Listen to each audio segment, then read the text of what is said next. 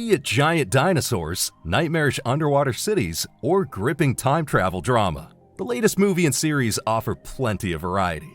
We bring you the freshest insider info on Jurassic World 5, new adaptations of Bioshock and Life is Strange, plus the first plot details of the upcoming Superman film.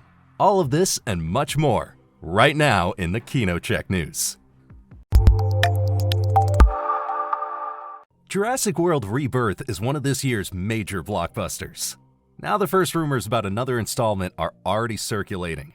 Hollywood insider Daniel Richtman reports that a sequel is in the works, once again starring superstar Scarlett Johansson. The actress already took on the leading role in the fourth Jurassic World film. She starred alongside Mahershala Ali and Jonathan Bailey. The movie was directed by Gareth Edwards, who originally conceived Rebirth as a standalone movie. However, in a July interview with entertainment outlet Screen Rant, Edwards hinted that a sequel might not be off the table. Quote, "When I look back on sequels, trilogies that I love, what they all have in common is that the first movie was on its own, and then it became a high-class problem of how do we now make the others. Aside from the insider report about a new sequel starring Scarlett Johansson, there are no further details yet regarding the cast or director of Jurassic World 5. But of course, we'll keep you posted as always." It's coming thick and fast. Just last week, James Gunn announced the release date for the Superman sequel. Now we already have the first details about the plot of Man of Tomorrow. In an interview with Variety magazine, Gunn revealed, "It's a story about Lex Luthor and Superman having to work together to a certain degree against a much, much bigger threat. It's more complicated than that, but it's a big part of it. I relate to the character of Lex, sadly. I really wanted to create something extraordinary with the two of them." Filming is set to begin in just a few months, specifically in April. So there's a lot happening in the new DCU. 2026 will also see the release of a standalone Supergirl movie starring Millie Alcock, a casting choice that James Gunn describes as one of his best decisions. Also announced for 2026 are a movie about the Batman villain Clayface and the HBO Max series Lanterns. We're looking forward to seeing how things unfold. Superman was particularly successful in the US, but struggled to resonate with international audiences. One of the most successful trailers this week is for Rian Johnson's third Knives Out film, Wake Up Dead Man. Based on your comments, it's once again the cast that's got everyone excited. Alongside Daniel Craig, Josh Brolin, Jeremy Renner, Andrew Scott, and a bunch of other stars are involved. For many, the absolute trailer highlight is definitely the new Super Mario movie. Have you seen the trailer yet? And what do you think of it? We're curious to see if the sequel will build on the huge success of the first film, which dominated the box office in 2023 alongside Barbie. We also have news to share on our own behalf. The KinoCheck app now offers a really awesome feature. You can see all the movies and series that start streaming today, quick and easy. Let us know in the comments what you think of the feature. We finally have specifics. The Netflix Bioshock movie will be directly based on the first game of the iconic video game series. Since the games partly function as an anthology, many fans had speculated about an original storyline that would loosely draw from the world and themes of the series. Producer Roy Lee has also confirmed the director for the project, Francis Lawrence, known for directing the Hunger Games film series. And Bioshock is set to be the filmmaker's next project once he wraps up work on the Hunger Games prequel Sunrise on the Reaping. There's no information about the cast or a release date yet. What is known, however, is that the screenplay is being penned by Michael Green. He also wrote the script for the Wolverine film Logan. The story of Bioshock centers on the dark journey of the protagonist Jack, who finds himself stranded in the mysterious underwater city of Rapture in 1960. There, he discovers a nightmare scenario marked by greed for power and genetic experiments. To this day, the original 2007 game is considered a milestone in storytelling and atmosphere. After the huge success of Fallout, Amazon is diving into its next big video game adaptation. A Life is Strange series is now in the works. The first part of the popular coming-of-age saga will be adapted first. Life is Strange tells the story of Max, a photography student who discovers she has the ability to rewind time. When she uses this power to save the life of her best friend Chloe, the two become entangled in a web of secrets and intrigue. Together, they investigate the mysterious disappearance of a fellow student and uncover the darker side of their hometown. Behind the project is screenwriter and producer Charlie Koval. She's best known for her work on End of the Fucking World and Chaos. A release date for the Life is Strange series has not been announced yet. 2025 is proving to be a successful year for horror. That much is certain, especially with the major success of The Conjuring 4: The Last Rites. The conclusion of the series earned an impressive $194 million worldwide during its opening weekend alone. That makes it the most successful opening weekend for a horror film ever. Previously, the record was held by the 2017 Stephen King adaptation It. At the same time, the horror flick grossed $190 million globally over its first weekend. In The Conjuring 4, Ed and Lorraine Warren come out of retirement to investigate the chilling case of the Smurl family. The paranormal investigators uncover secrets that are reminiscent of their very first case. As the title, The Last Rites, suggests, this is intended to be the final Conjuring film. However, the franchise has already spawned numerous spin-offs, and now those responsible have also announced that a Conjuring series is in development for HBO Max. Now, overall, the latest film continues the horror trend of 2025. This summer, horror movies like Weapons and Bring Her Back already enjoyed great popularity. But it was especially Ryan Coogler's Sinners that resonated strongly with audiences. Currently, The Long Walk, another adaptation of a novel by horror master Stephen King, is thrilling viewers. So we're excited to see what the horror year 2025 still has in store. The cast of the Highlander reboot continues to grow. Djimon Hounsou has now joined the project.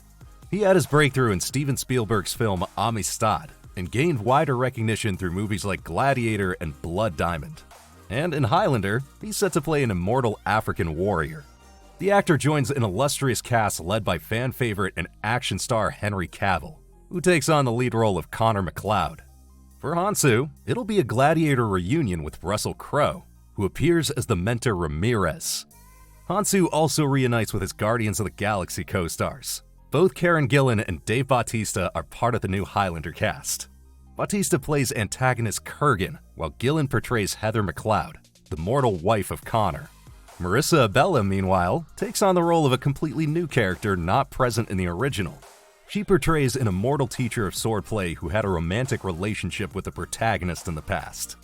It's still unclear whether Hounsou's character has been cast as an antagonist or will fight alongside Henry Cavill. The film will be directed by Chad Stahelski. With his John Wick saga, the former stuntman has already proven his talent for directing action movies. Filming was supposed to start at the end of September. However, according to Deadline, Henry Cavill has just suffered an injury. As a result, the start of filming for Highlander has been postponed until spring 2026. A date for the planned theatrical release has not yet been announced. We didn't see this coming. Of all films, Michael Caine wants to come out of retirement for The Last Witch Hunter 2, which is now in development at Lionsgate, and Vin Diesel is also returning. The predecessor told the story of an immortal witch hunter who protects humanity from dark covens. Especially after its theatrical run, the movie became a success. In 2025, it ranks among the 5 most-watched movies on Netflix. Details about a release date for The Last Witch Hunter 2 or the plot are still under wraps. However, the creators have already promised an even more ambitious scale than the first film, thanks to advancements in filmmaking technology. That's it for this week's biggest movie and series news. You hear of any other exciting updates? Then drop them in the comments below. We can't wait to hear your thoughts. Have a great week and see you next time. Your KinoCheck team. In case you missed it, here's more news that will pique your interest. The Tomb Raider live-action series finally has a lead actress. According to Deadline, Game of Thrones star Sophie Turner will indeed take on the role of Lara Croft. She had been among the top contenders for the iconic role for quite some time. Turner voiced her enthusiasm for the project. Quote, "She's such an iconic character who means so much to so many, and I'm giving everything I've got. They're massive shoes to fill, following in the steps of Angelina and Alicia with their powerhouse performances." The creator, writer, and executive producer of the Tomb Raider series is Phoebe Waller-Bridge. She's best known for the acclaimed series Fleabag, and also appeared in the latest Indiana Jones film. Jonathan Van Tulleken, who previously demonstrated his skills on Shogun, will direct the series. A release date has not been announced yet, but production is set to officially begin on January 19th. What do you think of the casting? For many fans, the choice of Sophie Turner will certainly take some getting used to. She doesn't particularly resemble the original character. We're curious to see whether the actress will surprise us with a radical transformation for the role, or whether they're aiming for a completely new take on Lara Croft. The latter is sure to raise strong objections from many fans. Since its release in the summer, the movie K-pop Demon Hunters has become a worldwide phenomenon. With over 236 million views, it's now Netflix's most watched title of all time. Even a subsequent theatrical release secured the top spot at the box office. So it's no surprise that K-pop Demon Hunters 2 is on the way. According to The Hollywood Reporter, planning is already in full swing. What the movie's about and when it will be released on Netflix is currently unknown. Both directors Maggie Caine and Chris Applehands have expressed interest in a sequel.